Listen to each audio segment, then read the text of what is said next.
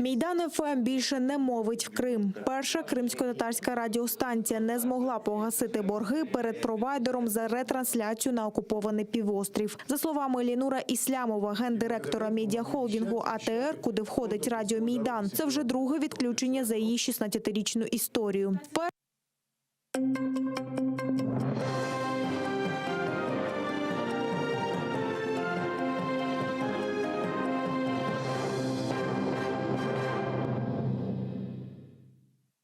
Кримську платформу представлено в ОБСЄ. Заступниця міністра закордонних справ України Еміня Джопар запросила країни-учасниці організації долучитися до Кримського перемовного майданчика. Вона також анонсувала майбутній інавгураційний саміт Кримської платформи у Києві 23 серпня. Дуже важливо спільно шукати відповіді на весь комплекс наслідків тимчасової окупації Криму і тримати цю проблему в постійному полі зору міжнародного співтовариства. Заступник міністра оборони України з питань євроатлантичної інтеграції Анатолій Петренко розповів про злочинну мілітаризацію окупованого Криму. Нагадаємо, 26 лютого президент Володимир Зеленський оголосив про створення організаційного комітету по підготовці і проведенню в Україні установчого саміту Кримської платформи, а також підписав указ про підтримку кримсько-татарської мови та захист прав жителів Криму.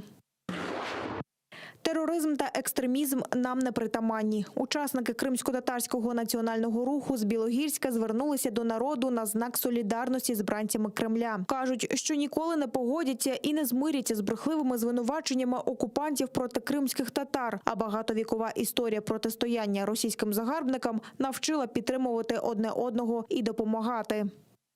Забирають наших старих братів, у которых внуки, у которых в семьях не осталось мужчин. Мы находимся на своей родине. Мы крымско-татарский народ. И нам не присущи терроризм и другие экстремистские проявления. Сегодня арестовывают наших молодых братьев, сыновей, наших стариков, женщин. Завтра что? Будете младенцев арестовывать? Мы требуем освобождения наших братьев. Нагадаємо, 17 лютого кількома районами Криму прокотилася чергова хвиля масових облав. Було затримано 5 кримських татар – Азамат Еюпов, Яшар Шейхаметов, Лінур Сейдаметов, Тимур Ялкабов та Олег Фьодоров, який сповідує іслам. Їм закидають організацію та участь буцімто терористичній діяльності. Прогресу в переговорному процесі щодо обміну політв'язнями між Україною та Російською Федерацією немає. Про це адвокат Микола Полозов дізнався з розмови із першою заступницею міністра закордонних справ України Емінія Джопар та уповноваженою Верховної Ради України з прав людини Людмилою Денісовою. Понятно, что это происходит по вине российских властей. Они не хотят каким-то образом форсировать этот переговорный процесс. Они выдвигают те или иные заведомо невыполнимые требования для того, чтобы двигаться дальше. Но и именно Джипар, и Людмила Денисова меня заверили, что все равно украинские власти они предпринимают все необходимые усилия для того, чтобы спасти своих граждан із російських тюрем. З останнього звільнення політв'язнів минуло вже 1,5 року. Більш того, в останній групі був тільки один кримський татарин Едем Бікіров. За цей час окупаційна російська влада кинула до в'язниці кілька десятків нових людей за політично вмотивованими сфабрикованими справами, каже правозахисниця Тетяна Пачончик. На її думку, тільки сильний міжнародний тиск може змусити Росію звільнити політв'язнів.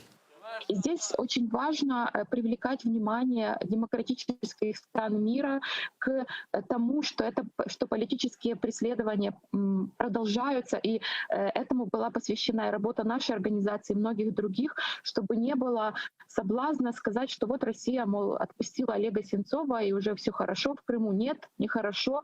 Более того, этот список политзаключенных еще и сильно вырос с тех пор. Более того, Россия, нам надо больше рассказывать, как Россия злоупотребляет своим собственным антитеррористическим и экстремистским законодательством для преследования несогласных, для преследования по религиозному признаку активистов, журналистов и так далее. Окупаційний Верховний суд Криму повинен ще раз розглянути сфабриковану кримінальну справу щодо Юнуса Машаріпова. Таке рішення ухвалив 4-й касаційний суд Краснодара. Про це повідомив адвокат Олексій Ладін. За його словами, суд визнав, що доказів недостатньо. Раніше окупаційний суд Ялти звинуватив чоловіка у зберіганні і виготовленні вибухових речовин та призначив покарання у вигляді 4 років позбавлення волі. Більш того, так званий суд визнав, що Машаріпов не може відповідати за свої дії, призначивши йому примусове лікування в психіатричній клініці. Після цього захист подав апеляцію на це рішення, в якому виключили звинувачення лише по одному епізоду щодо зберігання і перевезення вибухових речовин. Також визнавши неприпустимим докази біологічної експертизи зі збором зразків, які були зроблені насильно і без присутності адвоката. Суд отменил апелляционное решение и направил дело на новое рассмотрение в Верховный суд Крыма в ином составе суда. В настоящий момент защиту не в полной мере устроило это решение, и в настоящий момент буду принимать решение в скором, возможно, обжалование этого кассационного решения. На думку самого Машаріпова, це помста за його правозахисну діяльність. Нагадаємо, 27 вересня 2017 року невідомі затримали Юнуса Машаріпова та побили. В результаті чоловіка доставили до окупаційного управління ФСБ в Ялті. Там його допитували про часті поїздки на материкову Україну. Проти нього порушили так звану кримінальну справу за звинуваченням у виготовленні та зберіганні вибухових пристроїв. Нібито Машаріпов збирався підпалити ліс на території Ялти, щоб буцімто дестабілізувати ситуацію у Криму. Зі слів Юнуса Машаріпова, в окупаційному суді під час допиту його піддавали тортурам. Камені з неба добивають 200-літні насадження. Кілька десятків жителів Фороса звернулися до російського президента Владимира Путіна. Вони обурені масштабною забудовою місцевого парку, де щодня вирубають ліси, а безцінні ліванські кедри, ялівці та інші рідкісні породи вивозять вантажівками. Галявини розпахані бульдозерами та бетономішалками, кажуть місцеві, а робітники зводять паркани. Протестувальники кажуть, окупаційна влада покриває знищення природної пам'ятки і вважають, що кремлівський керман має натиснути на буцімто некерованих місцевих маріонеток. Мы не экстремисты, мы не называем и не призываем к беспорядкам, мы не проводим террористических акций, не проявляем какие-то хулиганские действия. Мы мирные люди, и мы хотим жить достойно на нашей земле в гармонии с природой. Спасибо, ваши крымчане. Черговий привід для перевірки документів. Окупаційна дорожня поліція Криму проводить спецоперацію «Антинавальний», щоб перешкодити акціям на підтримку так званого російського опозиціонера. Розмову з окупаційним даїшником записав кримський блогер Сергій Владимирович. Щоправда, після того, як він попросив поліціянта пояснити причину зупинки, старший окупаційного патруля заявив, що блогеру все почулося. Первый раз слышу причину остановки, проверка документов из-за того, чтобы кто поддерживает Навального или что-то такое, вот он сказал мне, не знаю. Мне кажется, вам послышалось.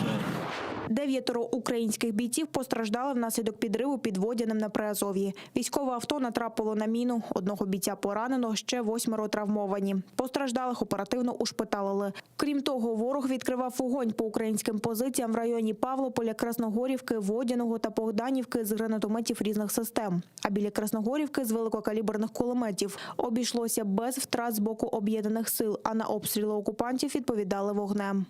Основною метою дій російсько-окупаційних військ залишається провокування Збройних сил України на відкриття вогню у відповідь з подальшим звинуваченням у порушенні режиму припинення вогню. У кількох випадках противник обстрілював наші позиції одночасно із запитом на тишу, начебто через обстріл з боку Збройних сил України. Вище зазначені факти свідчать про те, що представники незаконних збройних формувань РФ продовжують демонструвати небажання виконувати раніше досягнуті домовленості. Кіна не буде. Чергову російську акторку не пустили до України через зйомки в окупованому Криму. Її завернули на прикордонному пункті литовища Бориспіль, куди порушниця прибула з Білорусі. Як повідомляється, жінка – заслужена актриса Росії Роза Хайруліна, яка буцімто прямувала на зйомки фільму в Україні. Але сюди їй тепер зась, бо неодноразово порушувала український кордон. Зокрема, брала участь в російському фільмі «Канікули президента», який знімали на окупованому півострові. Акторка-порушниця отримала заборону на 3 роки і її видворено назад до Білорусі. Вам будет закрыт въезд на территорию Украины сроком на 3 года. В случае, если вы пожелаете приехать в эти сроки, вам будет повторно закрыт въезд еще на 10.